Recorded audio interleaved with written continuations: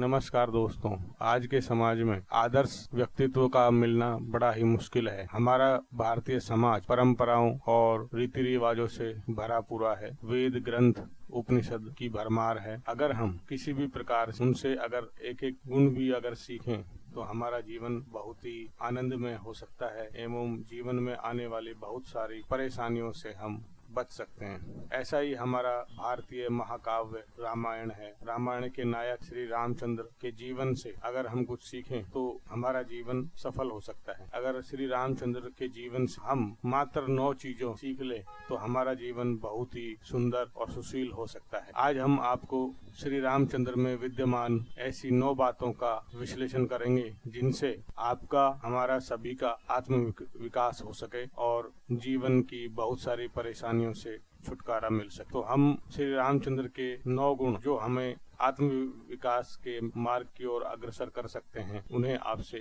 Discuss करते हैं। दोस्तों, हमने काफी रिसर्च के बाद में 9 ऐसे मार्ग निकाले हैं जिनको हम फॉलो करके अपने जीवन को सुखमय बना सकते हैं। तो वो 9 जो मार्ग हैं वो श्री रामचंद्र की खूबियां हैं। उनमें से पहली खूबी है आदर्श पुत्र। श्री राम भगवान अपने पिता के सबसे आदर्श पुत्र थे। एक ऐसे समय जब पिता उन्हें वनवास जाने के लिए मना कर रहे थे तब राम ही थे जिन्होंने अपने पिता दशरथ को सूर्य वंश की परंपरा बताते हुए कहा कि रघुकुल रीति सदा चली आई, प्राण जाए पर वचन न जाई। एक ऐसे समय जब मुश्किल स्वयं पर आ रही हो, पुत्र अपने कुल की परंपरा का पालन करने के लिए अपने पिता को कह रहा हो, यह एक आदर्श पुत्र के ही गुण हो। दूसरी माता कैकेयी ने जब वनवास जाने को कहा तो उन्होंने निसंकोच अपनी सगी माता के समान ही कैकेयी की आज्ञा का पालन कर परिवार का बिखराव होने से रोका। आज के समय में जब पुत्र अपने माता पिता के फैसलों का विरोध कर घर में महाभारत खड़ा कर देते हैं तो उन्हें श्री राम के जीवन चरित्र से यह संदेश सीखना चाहिए कि आदर्श पुत्र कैसा होना चाहिए जिससे समाज में परिवार का बिखराव रुक सके। दूसरी खूबी है दोस्तों आदर्श मित्र। भगवान राम सिर्फ मित्र नहीं, वो एक आदर्श मित्र थे। राम मित्रता के आदर्श की भी प्रतिमूर्ति थे जिन्होंने अपने परम प्रिय मित्रों में सुग्रीव और निषाद राज को स्थान दिया, क्योंकि दोनों ने राम के संघर्ष काल में भरपूर सहयोग और संसाधन मुहैया कराए। कहा गया है कि धीरज धर्म मित्र अरुनारी आपातकाल परखिए चार। वास्तव में आदर्श मित्र भी वही होता है जो मित्र को अच्छे समय में दूर बैठकर उसकी खुशी में शामिल हो और मित्र के दुखी होने पर उसे सहारा देने वाला पहला हो। राम ने इसी भाव को सदैव समझा और निषाद राज जैसे छोटे इंसान को भी अपने समकक्ष बिठाकर मित्रता का आदर्श प्रतिमान स्थापित किया। तीसरा गुण जो श्री राम में देखने को मिलता है वो है आदर्श भाई। सामाजिक और पारिवारिक जीवन में लोग राम लक्ष्मण जैसे भाई होने की उपमा देते हैं। यह उपमा व्यर्थ कदापि नहीं है। एक ऐसे समय में जब राम अकेले वनवास जा रहे थे, लक्ष्मण को साथ ले गए तथा भरत शत्रुघ्न को लक्ष्मण के क्रोध से बचाकर परिवार को टूटने से बचाया, क्योंकि राम को भली भांति ज्ञात था कि लक्ष्मण का स्वभाव उग्र है और वह कभी उग्र होकर किसी को भी कुछ भी कह सकते हैं, कुछ भी कर सकते हैं। एक आदर्श भाई वही होता है जिसे अपने छोटे भाई बहनों के स्वभाव आवश्यकता का भली भांति ज्ञान हो। इसी प्रकार भरत ने राम की अनुपस्थिति में राजा बनना अस्वीकार कर दिया। यह राम का अपने भाई के प्रति अनुराग का ही नतीजा था जिसका प्रतिफल भगवान श्री राम को मिला। चौथी जो खूबी है श्री रामचंद्र की वो है कुशल नेतृत्व करता। भगवान श्री राम ने युद्ध में परम बलशाली रावण को अपने कुशल नेतृत्व की सहायता से ही पराजित कर विजय हासिल की। यह उनके कुशल नेतृत्व का ही नतीजा था कि युद्ध में नर से लेकर वानर तक को संगठित किया और समुद्र में सेतु बांध दिया। अन्यथा समुद्र में सेतु बांधना इतना आसान काम नहीं था। युद्ध के पूर्व भी भगवान राम ने युद्ध से होने वाली मानवीय क्षति के प्रति रावण को चेताकर युद्ध टालने का प्रयास किया, किंतु रावण का अहंकार राम की नीतिपूर्ण बातों को समझ न सका। एक कुशल नेतृत्वकर्ता वही होता है जो सदैव अपने अधीनस्थों को होने वाली लाभ हानि को भली भांति समझे।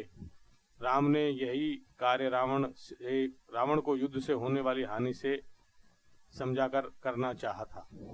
कुशल नेतृत्वकर्ता का एक गुण यह भी होता है कि वह अपनी सफलता का श्रेय अपने अधीनस्थों को देता है।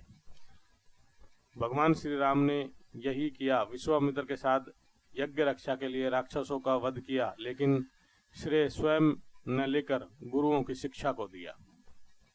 यही कृतज्ञता को दिखाता है। उसी प्रकार लंका विजय का भी संपूर्ण श्रेय स्वयं न लेकर वानर सेना, हनुमान, जामवंत, सुग्रीव, विभीषण आदि योद्धाओं को दिया। पांचवा जो गुण था श्री रामचंद्र में, वो था आदर्श राजा। एक ऐसा समय जब राम रावण को हराकर इस पृथ्वी के परम प्रतापी राजा में गिने जा रहे थे, राम ने प्रजा को बहुमत को सम्मान देते और न चाहते हुए भी सीता को अपने जीवन और सार्वजनिक जीवन से दूर करना उचित समझा। यह आज के लोकतांत्रिक समाज के लिए बहुत बड़ी सीख है, जो लोकतांत्रिक तरीके से चुने जाने के बावजूद सार्वजनिक जीवन में भ्रष्टाचार, पद के दुरुपयोग और बहुमत के विरुद्ध कार्य करते हैं। राम को यह भली भांति परिचय था कि राजा वही बन सकता है जिसको समाज का निम्न वर्ग भी अपने प्रतिनिधि माने, और राम ने सबरी के झूठे बेर खाकर समाज में यह उदाहरण दिया कि राजा को समाज के निम्न तबके के प्रति कैसा व्यवहार करना चाहिए। छठवां जो गुण था श्री राम का, वो था दूसरों की भूमि हड़पने के विरुद्ध थे श्री रामचंद्र भगवान। श्री राम ने अयोध्या से जब वनवास की शुरुआत की, तब भगवान राम अपने साथ राजा की छवि त्याग कर वनवास को निकले थे। श्री राम ने अपने बाहुबल और विनम्रता के आधार पर अयोध्या से लेकर लंका तक बाली, रावण जैसे प्रतापी योद्धाओं को परास्त किया,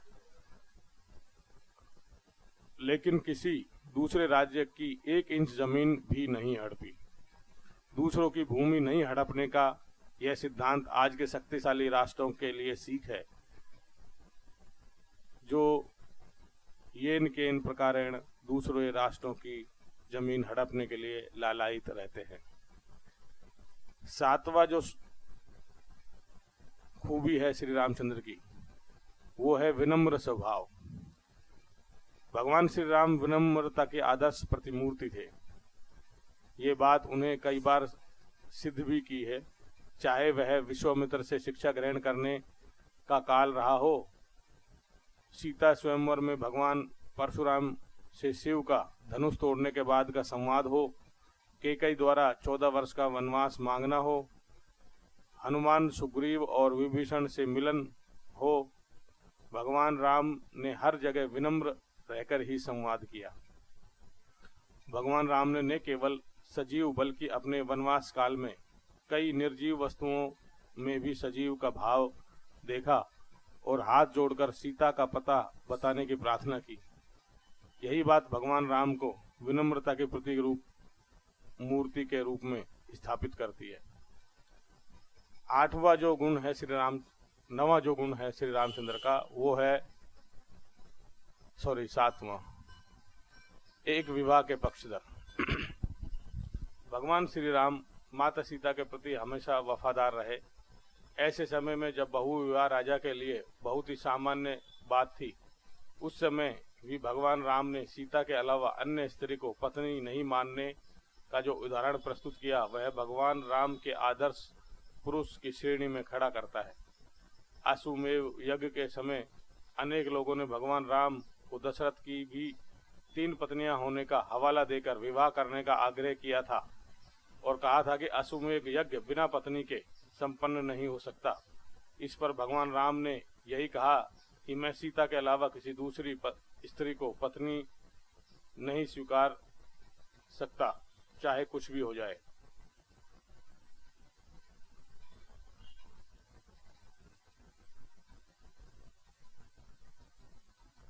अब एक और ऐसा ही संयोग है दोस्तों, एक प्रसंग है जो श्री रामचंद्र के बाल्यकाल में हुआ, वो हम आपसे डिस्कस करना और चाहेंगे कि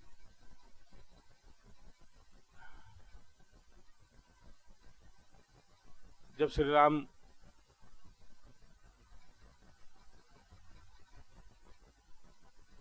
शिक्षा लेने गुरुकुल गए, उससे पहले माता केकई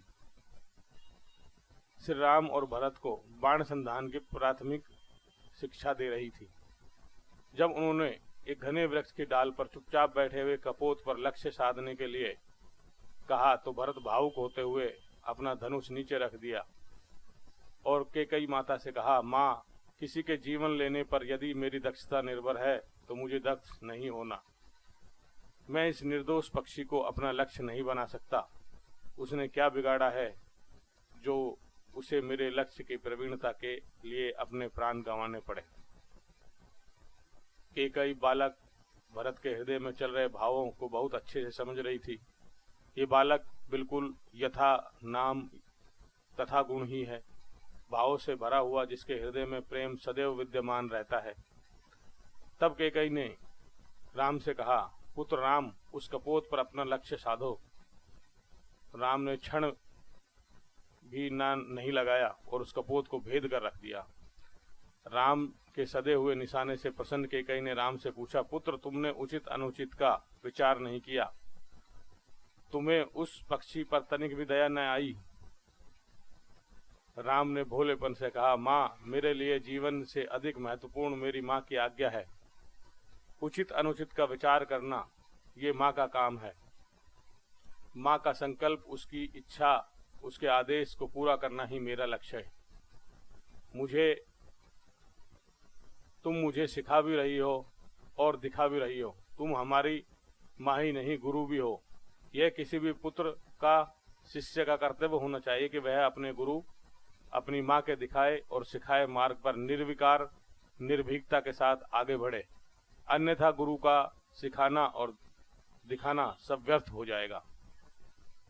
केकई यह सुनकर आह्लादित होते हुए राम को अपनी गोद में भर लिया और दोनों बच्चों को लेकर राम के द्वारा गिराए गए कपोत के पास पहुंच गई। भरत ने उस पक्षी को आश्चर्य से देख रहे थे। राम ने पहले ही प्रयास में मार गिराया था। पक्षी के वक्ष में बाण घुसा होने के कारण उन्हें रक्त की एक बूंद भी दिखाई नहीं दे रही थी। भरत ने उस पक्षी को हाथ में लेते हुए कहा, माँ, ये क्या, ये तो खिलौना है। तुमने कितना सुंदर प्रतिरूप बनाया इस पक्षी का। मुझे तो सच जीवित पक्षी प्रतीत हो रहा था। तभी इसके प्रति दया के भाव से मैं भर गया था।